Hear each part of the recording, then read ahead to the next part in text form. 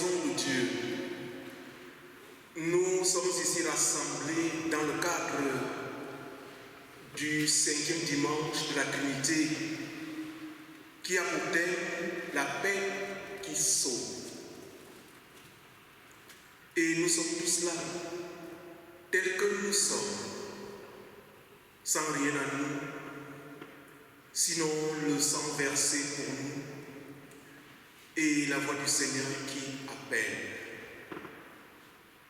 À vous tous, je vous souhaite la bienvenue en ce seul lieu de la présence de Dieu et de la bénédiction. Et que la grâce, la miséricorde, la paix vous soit donnée de la part de Dieu le Père, de Jésus-Christ le Fils du Père et l'Esprit Saint, notre consolateur dans la vérité et dans l'amour. Amen. Faisons monter vers le Père des miséricordes les cris de notre adoration et de notre prière. Qui pourra monter à la montagne de l'Éternel? Qui s'élèvera jusqu'à son lieu saint? Celui qui a les mains innocentes et le cœur pur. Celui qui ne livre pas son âme au mensonge et qui ne jure pas pour tromper. Il obtiendra la bénédiction de l'Éternel, la miséricorde du Dieu de son salut. Voilà le partage de la génération de ceux qui l'invoquent, de ceux qui cherchent la face au Dieu. Venez donc et voyez comment le Seigneur est bon. Quel autre aurais-je au ciel que toi? Et sur la terre, je ne prends plaisir qu'en toi. Ma chair et mon cœur peuvent se consumer. Dieu sera toujours le rocher de mon cœur et mon partage. Pour moi, m'approcher de Dieu, c'est mon bien. Je place mon refuge dans le Seigneur, l'Éternel, afin de raconter toutes ses œuvres. Louez donc l'Éternel. Face à un tel Dieu, je vous prie de vous lever pour chanter avec moi pour la gloire de son nom. Le cantique 277, à Dieu soit la gloire.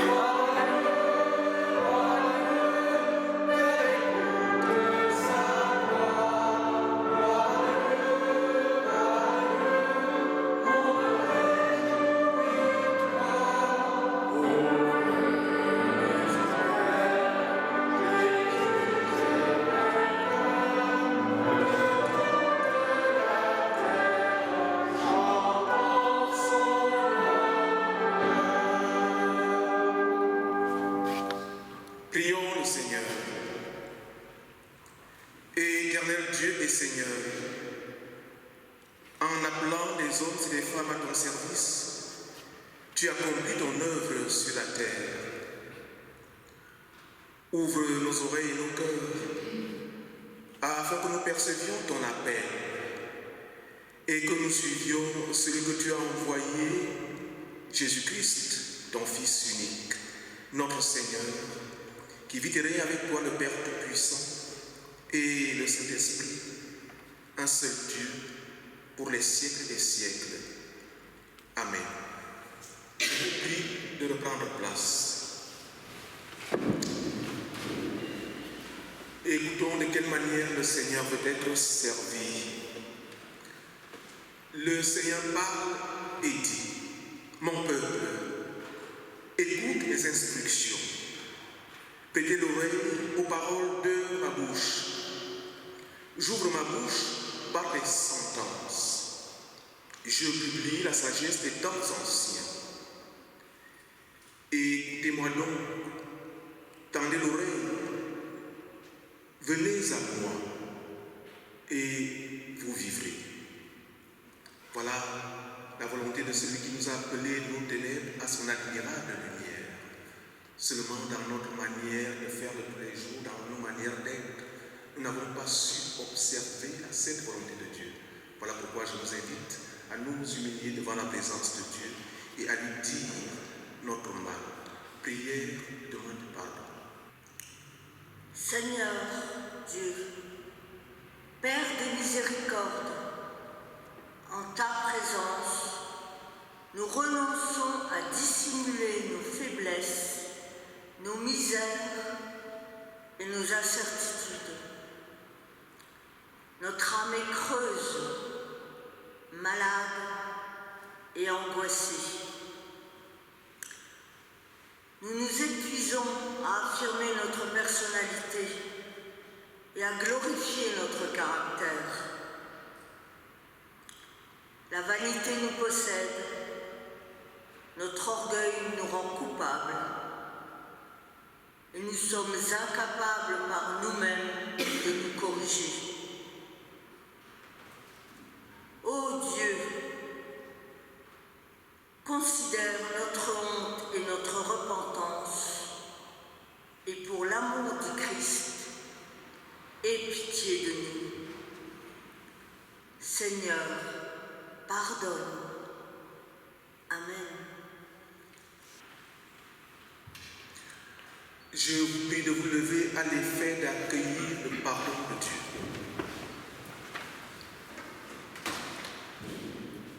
Quand la plénitude des temps fut accomplie, Dieu vint en Christ Jésus pour accorder le pardon et la paix par le sang de la croix.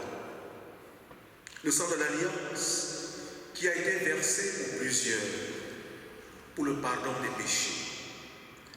À tous ceux qui croient en lui et dont la repentance est sincère, j'annonce ici le pardon de Dieu et j'atteste la rémission de leurs péchés. Au nom du Père, au nom du Fils, au nom de l'Esprit Saint, dans la vérité et dans l'amour. Amen. Et toi, mon âme, bénis le Seigneur et n'oublie aucun de ses bienfaits. Pour dire notre reconnaissance au Dieu de notre salut, chantons tous ensemble le cantique 409, venez au Sauveur. Amen.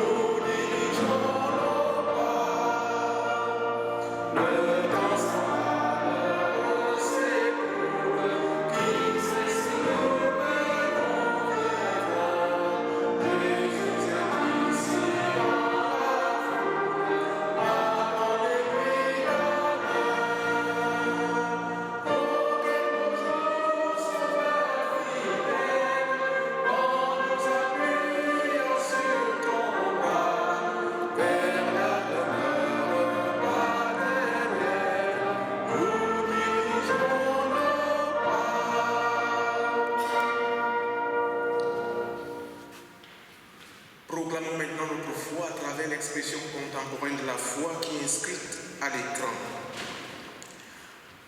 Je crois en Dieu le Père, tout-puissant, créateur du ciel et de la terre. Je crois en Jésus-Christ, le Fils de Dieu. Il est venu vivre parmi nous. Il est mort sur la croix. Il est ressuscité.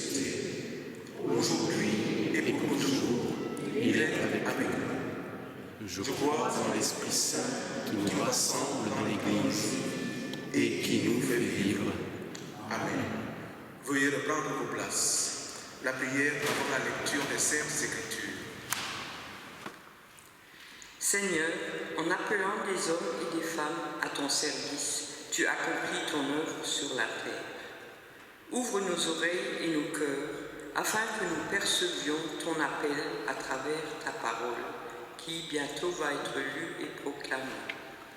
Qu'elle devienne pour nous véritablement parole de Dieu, nous éclaire et nous guide en chemin, pour que nous suivions sans nous égarer celui que tu nous as envoyé, Jésus-Christ, ton Fils, notre Seigneur, qui vit et règne avec toi, Père et le Saint-Esprit, un seul Dieu, pour les siècles des siècles. Amen. Et la première lecture aujourd'hui se trouve dans Genèse 12, versets 1 à 4a.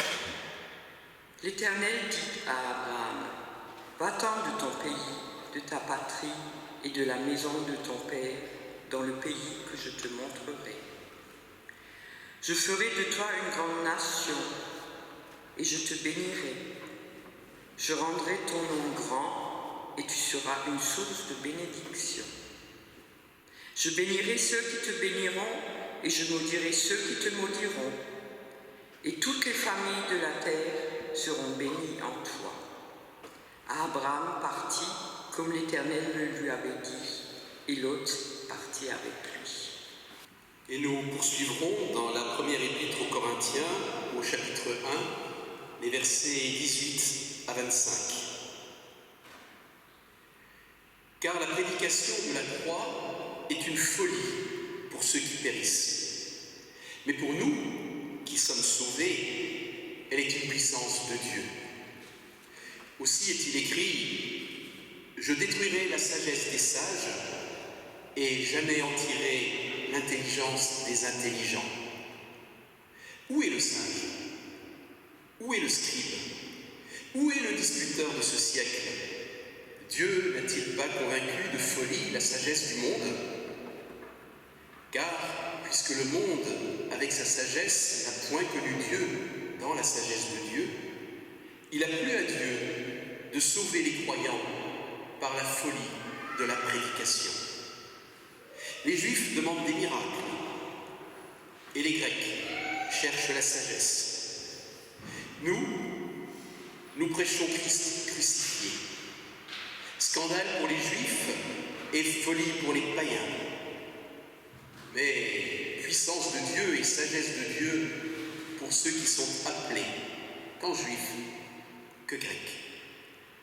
Car la folie de Dieu est plus sage que les hommes, et la faiblesse de Dieu est plus forte que les hommes. Et nous poursuivrons dans l'évangile de Jean, chapitre 1, les versets 35 à 51, et c'est le texte qui servira de support à la prédication de ce matin. Le lendemain, Jean était encore là, avec 2 de ses disciples. Ayant regardé Jésus qui passait, il dit « Voilà l'agneau de Dieu ». Les 2 disciples l'entendirent prononcer ces paroles et ils suivirent Jésus. Jésus se retourna et voyant qu'ils le suivaient, il leur dit « Que cherchez-vous » Ils lui répondirent « Rabbi », ce qui signifie maître, « où demeures-tu » Venez, leur dit-il, et voyez. Ils allèrent et ils virent où il demeurait. Et ils restèrent auprès de lui ce jour-là. C'était environ la 10e heure. André, frère de Simon-Pierre, était l'un des 2 qui avait entendu les paroles de Jean et qui avait suivi Jésus. Ce fut lui qui rencontra le premier son frère Simon et lui dit « Nous avons trouvé le Messie », ce qui signifie Christ. Et il le conduisit vers Jésus.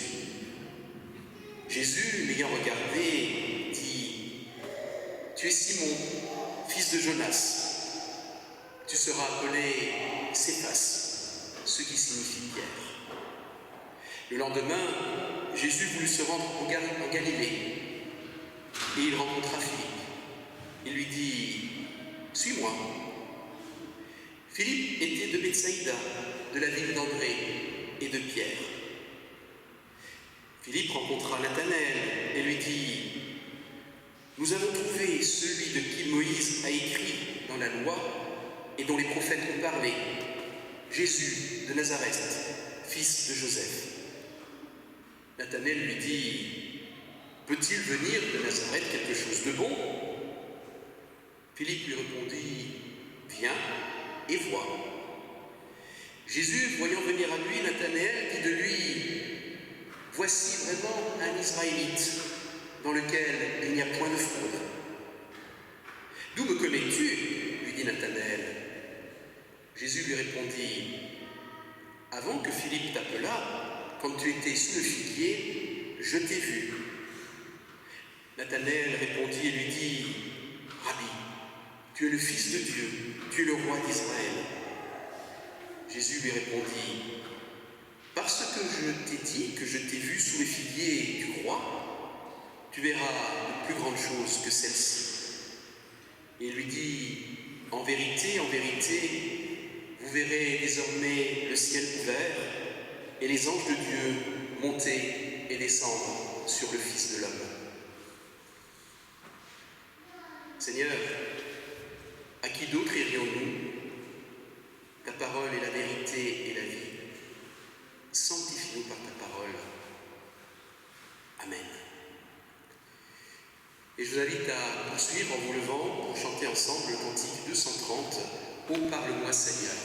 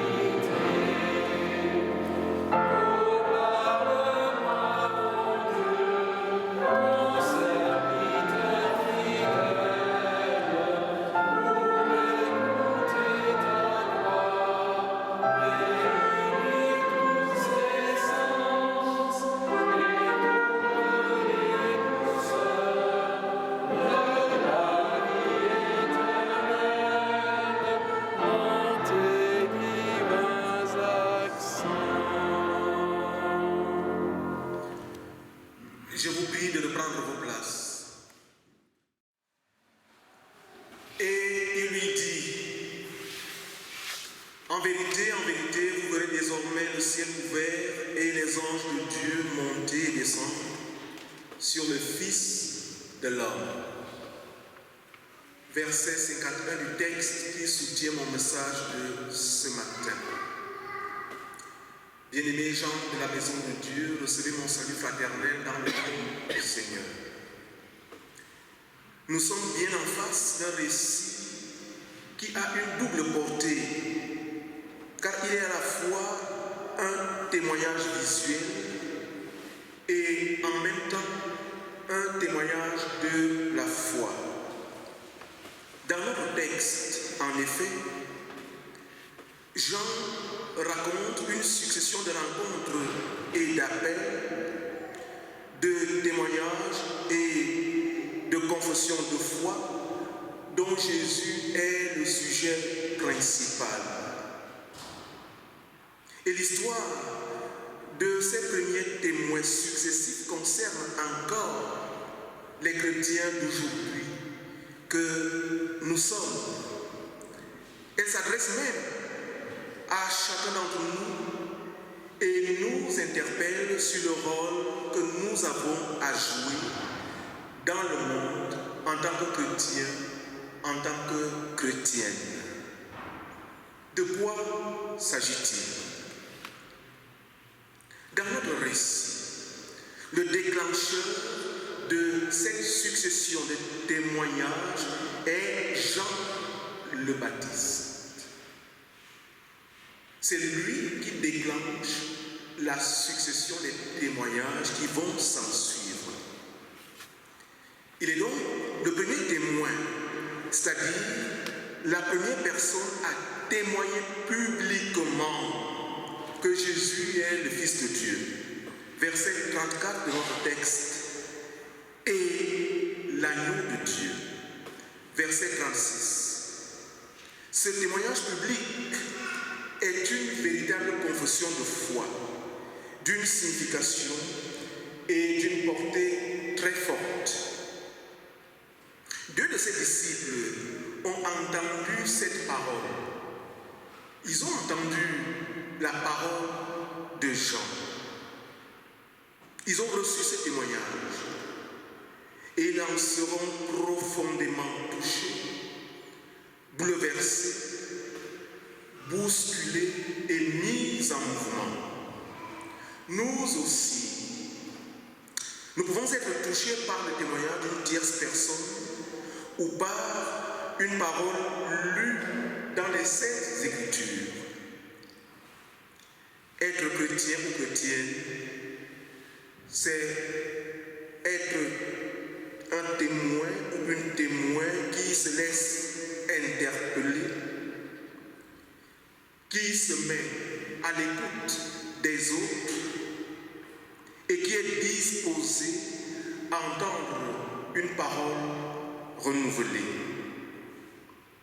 Être chrétien ou chrétienne, c'est accepter que cette parole puisse toucher notre cœur, bouleverser notre vie, bousculer nos certitudes et déranger nos savoirs. Oui, la parole de Dieu dérange souvent. Après ce tableau sur Jean le Baptiste, nous pouvons avancer dans notre analyse. En effet, André et leurs disciples sont en quête de Dieu, comme beaucoup de personnes le sont également. Et nous avec. Ils ont besoin de donner un véritable sens à leur vie. Jean le Baptiste leur a simplement désigné Jésus comme celui qui pouvait répondre à leur quête. Ils se mettent donc à suivre Jésus. On peut constater que les disciples sont en mode recherche. Cependant, ils ne savent pas trop quoi.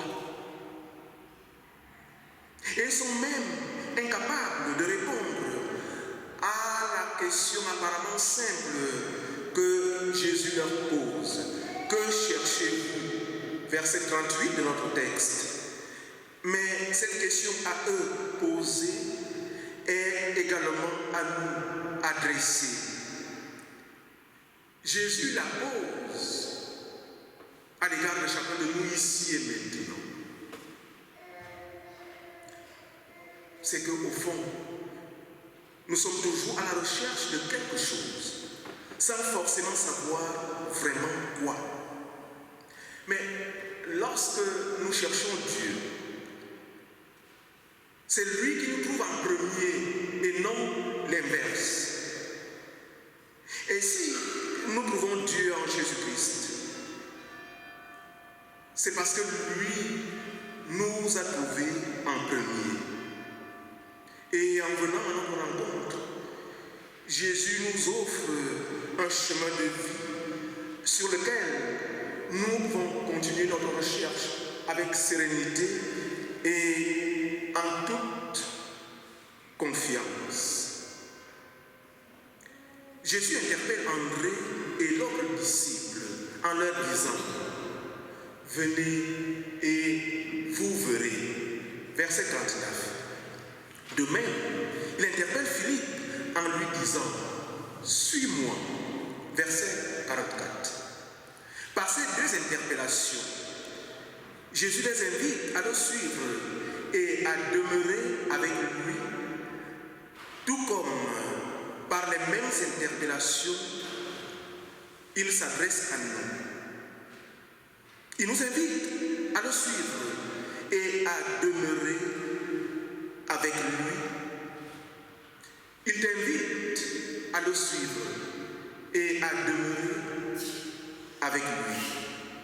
Cependant, il nous laisse l'entière liberté d'accepter ou de refuser son invitation. Et si nous l'acceptons pleinement, c'est lui qui nous animera et finalement vivra et demeurera en nous. Agis donc, bien-aimés gens de la maison de Dieu.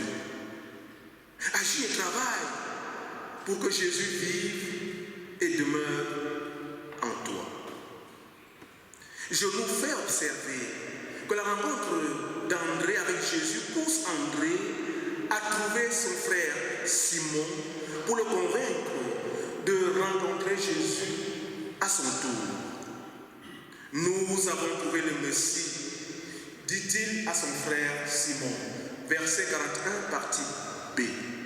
Tout comme Jean le Baptiste, c'est donc par un témoignage que André le fait en confessant et en proclamant qu'il a trouvé le Messie, le Christ de Dieu.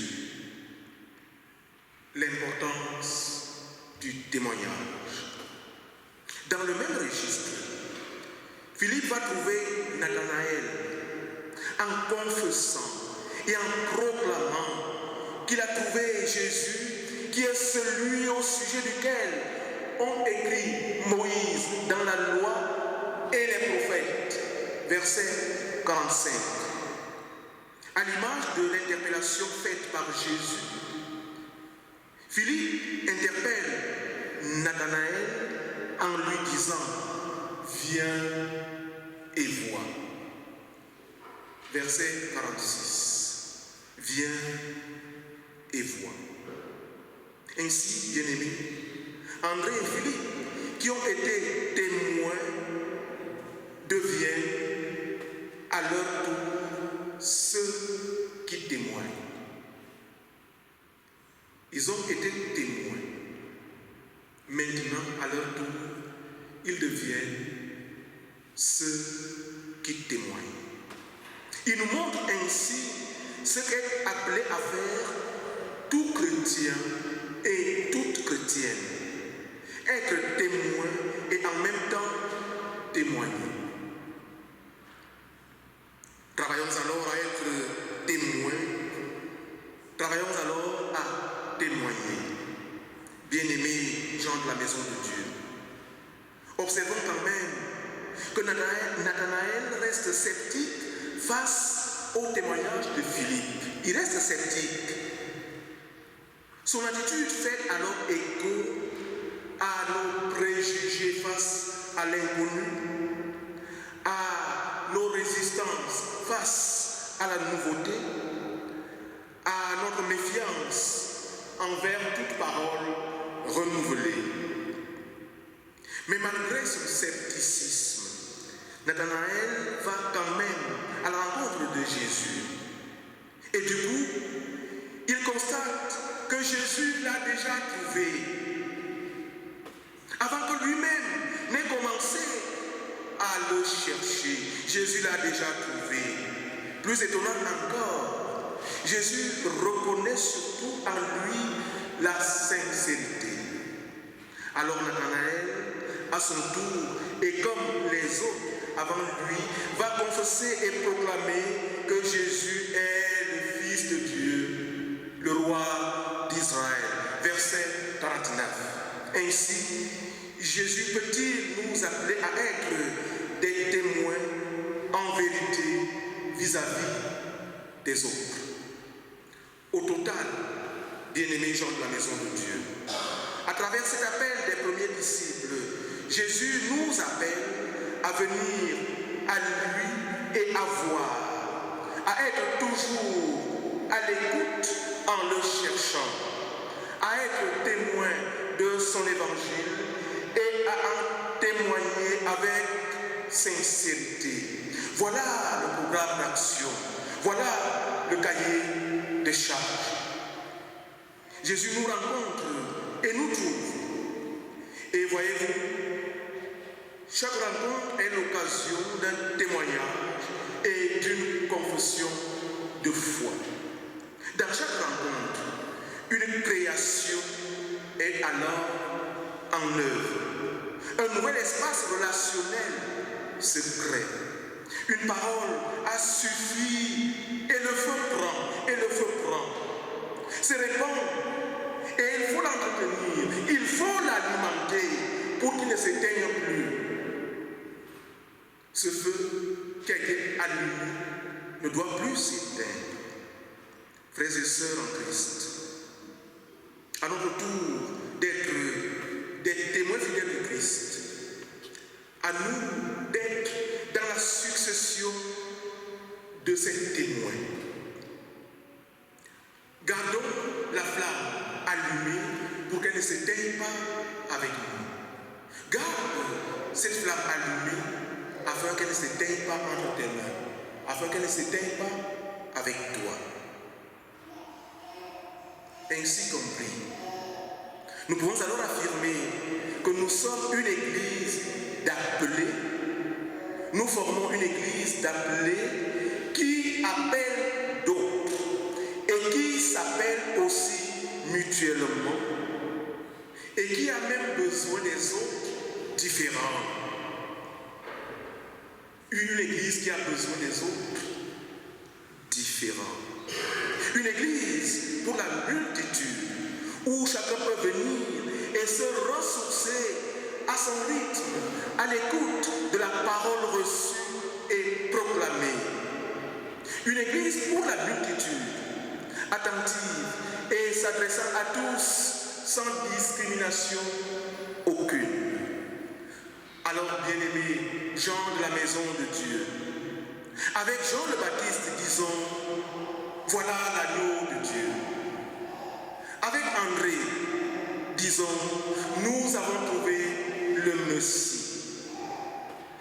Avec Philippe, disons, nous avons trouvé celui de qui Moïse a écrit dans la loi et dont les prophètes ont parlé, Jésus de Nazareth.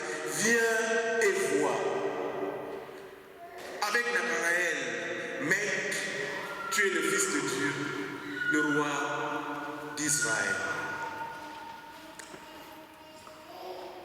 Celui qui atteste ces choses dit, oui, je viens bientôt.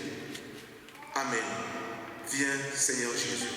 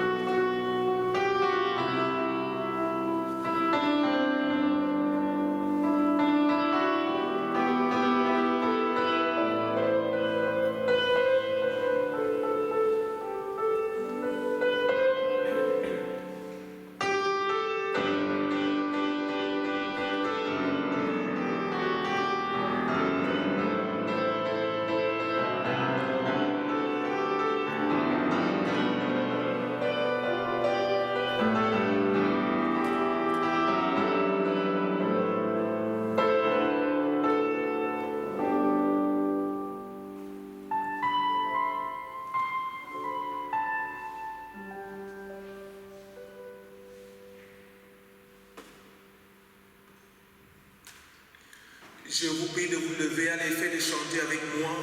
Entre tes mains, j'abandonne.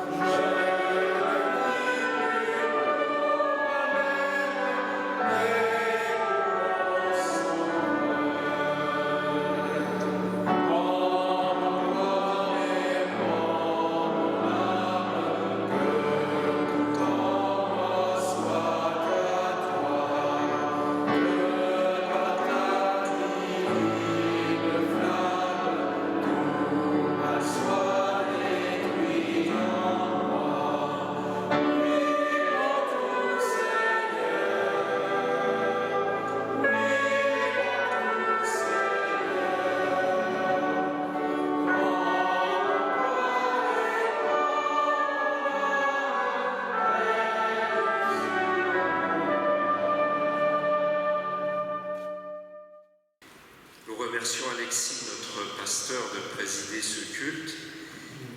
Merci aussi à l'équipe qui a contribué à l'animation de la liturgie par la musique, les lectures et la vidéo. Je rappelle que si ce n'est pas déjà fait, vous pouvez faire un don personnel pour le cadeau de départ d'Alexis. Vous contribuerez ainsi à l'achat de sa robe pastorale. La boîte destinée à recueillir vos offrandes se trouve au fond du temple sur la table. Merci d'avance. Alexis restera au service du Seigneur dans notre paroisse jusqu'à la fin du mois. Son dernier culte à Thionville aura lieu le 30 juillet. Voici les activités de cette semaine. Mardi, on vient de me dire juste avant le culte qu'il n'y aura pas la réunion du groupe Café Partage qui était prévue au départ. Et jeudi de 9h à midi, il y aura entretien des locaux pour les personnes qui seront disponibles. Les études bibliques et les réunions du groupe de prière interconfessionnel reprendront dès la rentrée. Dimanche prochain, 16 juillet, pas de culte à Thionville, culte à 10h30 à Yutz. Le prochain culte à Thionville aura lieu le 23 juillet. C'est maintenant le moment de l'offrande. Elle représente une forme de réponse à la parole du Seigneur, que chacun donne ce qu'il a décidé dans son cœur.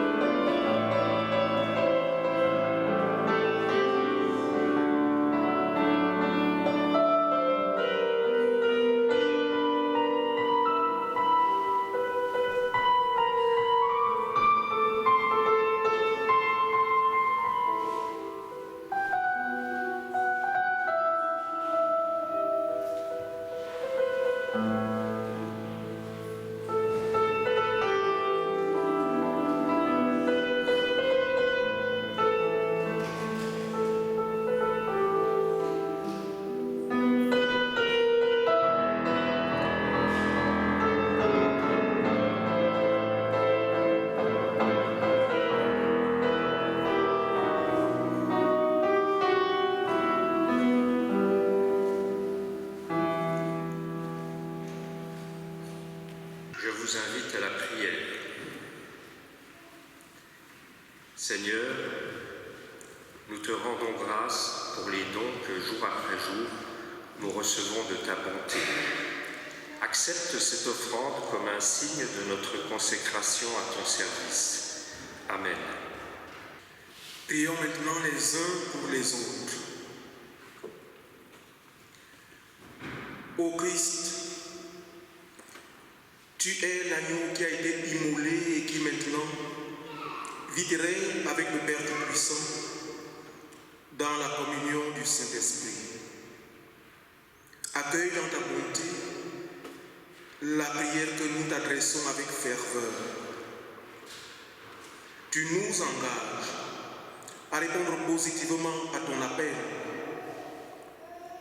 l'appel de Dieu en Jésus-Christ, tout comme les premiers disciples à ta suite l'ont fait avec enthousiasme et avec détermination. Mais les vicissitudes de la vie nous désorientent et parfois nous font perdre en enthousiasme et courage. Console les affligés et relève ceux qui perdent enthousiasme et courage. Affermis leur foi en ta victoire et en ton amour. Tu es le chef suprême de ton Église.